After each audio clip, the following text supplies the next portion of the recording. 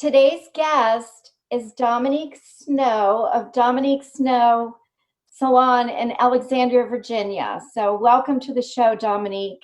Thank you so much. And Dominique and I both work in Alexandria, Virginia. We're both salon owners, and I thought we'd hop on today and discuss what's going on in the industry right now with the pandemic and what we're doing to try to reopen in a safe way. And so, but why don't you start out by telling our listeners, how did you get started in the industry? I feel like there's a common thread with hairstylists where as teenagers, we always, whether we knew it or not, we would play with hair or cut our Barbie's hairs off, that kind of thing. But I actually went to school for painting and sculpture. I did start off as a hairstylist, went to art school, came back to the industry because, it's kind of hard, hard life as an artist, you got to pay your bills, So, but I discovered the art of hair and just fell in love with it. And then I became privy to organic hair color.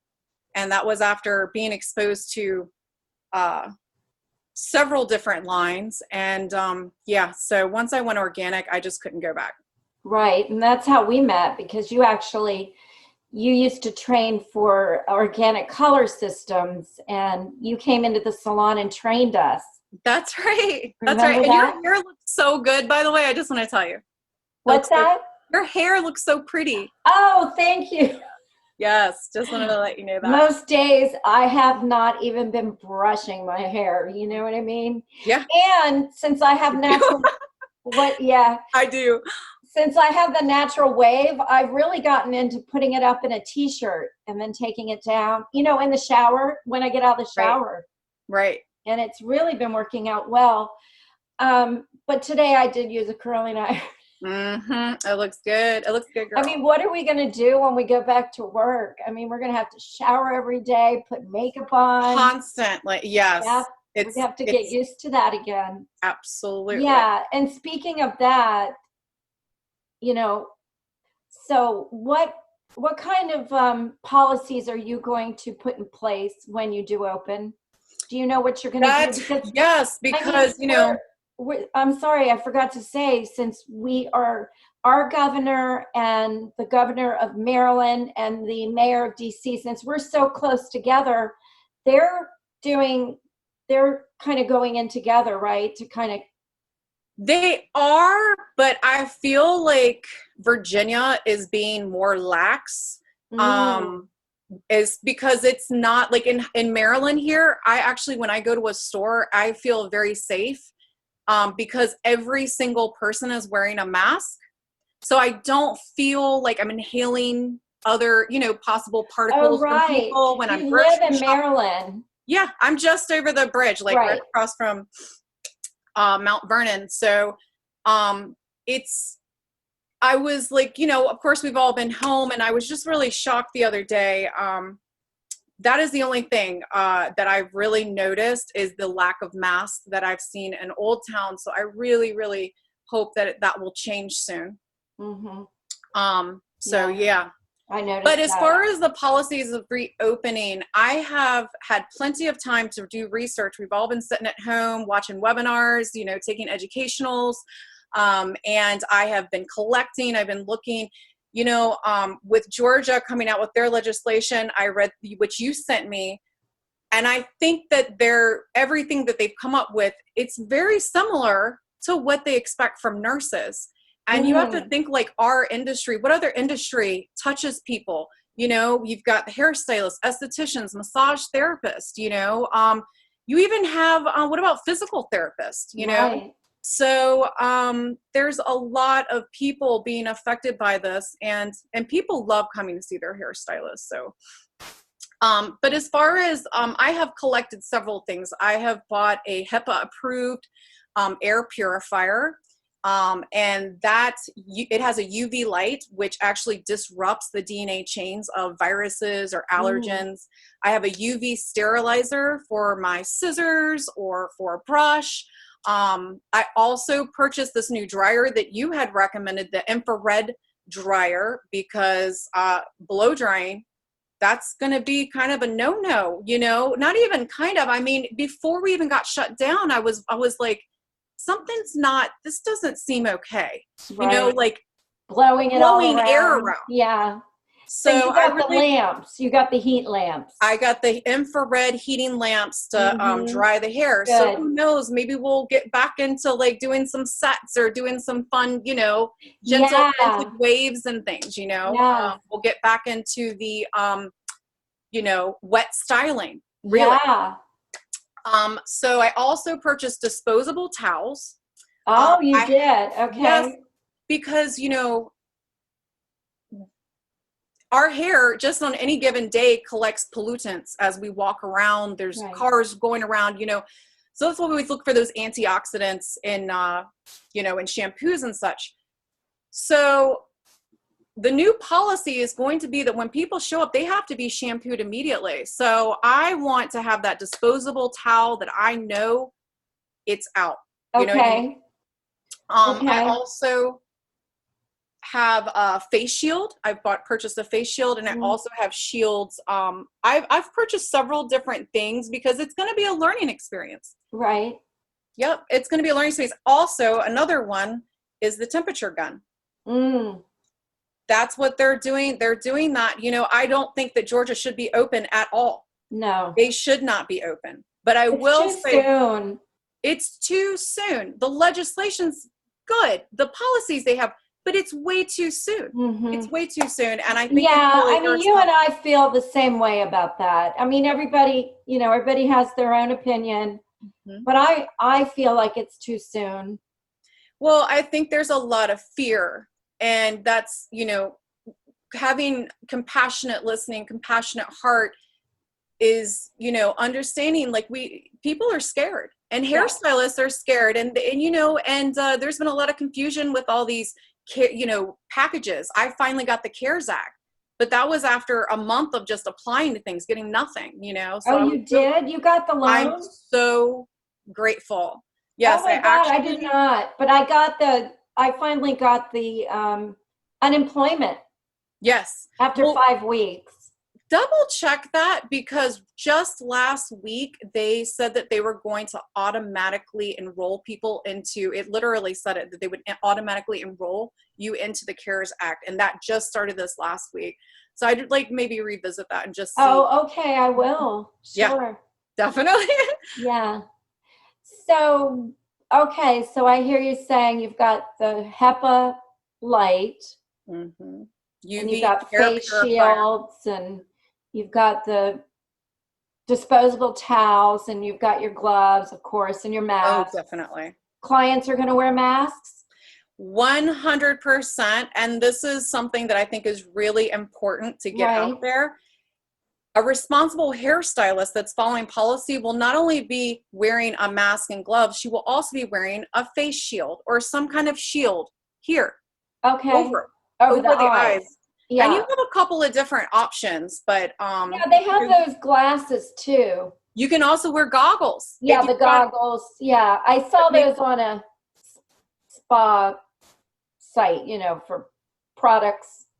Or you could just go totally, you know, post-apocalyptic steampunk, you know, with the goggles. Yeah. Yeah, I can see you doing that. I know. I have to say, there's a human under all this, but you know, it's going to be really stringent. And what you know, what we're looking for, right now, the cases are still building. Virginia in general is not. They're supposed to peak in mid to late May. Okay. And thinking about opening when we are still increasing in cases is clearly irresponsible. Okay. We need to find that decline. We need to find that decline. Once those cases start tapering off, then maybe we can have a conversation, but we need to peak. We haven't peaked yet. And don't you get the call? I mean, I got a text today. Are you open today? I'm like, no. Yeah. I mean, you know, I told you earlier, I mean, I had somebody that was pregnant that was asking if I could do her hair for, you know, for a shoot. And I'm like, it's like, it just hurts my heart because you want to protect people. I think that like hairstylists, you know, we're a special breed of people. We care about our clients. I know. The good ones do. We care about our clients, you know? Right. And a lot of us are empaths, like we said. Absolutely. So you know, we're feeling the pain of people that have lost their lives, families, the people. The thing that upsets me is the most is that they don't have anybody with them when they're dying. Yes. You know, 100%. and you and I, like, we're empaths, so we really feel for people, and we feel for our clients. Like you said, we feel for our clients. It's true. And it's actually, you know, it's just too, you know, I was telling you earlier, and I know you've been angry. I've been angry, and anger is an emotion that can, it's a brother or sister or cousin, to sadness. Oh, right. So sometimes when people are sad, they can actually be angry because it's the opposite, because it's too sad, you know? Yeah. I get angry. And I think you're right. It's, instead of going into depression, I'd go into anger. That's right. I don't want to slip into depression. And what are we angry about? Well, I'm angry because if everybody would just put on a damn mask and do what they're supposed to do and stay inside as much as they can, then we can all go back to work sooner. Yes. Right? That is the point, that we have to get out there, because it's anger, because we know that there are doctors, they're just working themselves to death. They, you know, people went in this to care for people. They didn't go in, you know, they say, oh, you're a hero. Heroes, they joined the Navy SEALs. These guys, you know, chose to be a nurse or a doctor. They care about people. They know that they would occasionally lose somebody, but not what's happening. And you know, and a lot of them feel trapped. And when they're not getting supported by the community, when I walk around and I see that people are being so casual, and it's like, to me, you are directly hurting those essential workers. When I hear people are coughing and hacking in line without a mask in Costco, you are directly hurting those people who don't have a choice. They don't have a choice. You know, what is the choice? There isn't one. So I just really hope that people will get out of their head, and start thinking about how their actions affect all of us. And that has also trickled into another thing that I'm very peeved about. When we work, when every time somebody's doing that too, they're still spreading stuff. And that means that hairstylists can't get to work. If you're out there and you're being careless, we are not going to be able to peak and decline, because people are out there spreading it. And if you want your hair done, please, God, put a freaking mask on. Yeah. We want to work. We want to work. We want to work. I know. We do, but safely. We don't want to lose our life for it. Right. And not too soon. Absolutely. Do it carefully. And we want other stylists to take the precautions. It's true. Oh, baby. I've had her. She's 19 years old. I got her in New York. What's her name? Anais Nin, after the writer, novelist from who was she? She was a girlfriend of Henry Miller, who wrote Tropic of Cancer back in the day. Okay. But anywho, yeah, that's my baby girl. And your painting is above your head that you painted. You are such a gifted artist and hair artist. Oh, thank you. Yes. Thank you. You are. And so I guess just to wrap it up,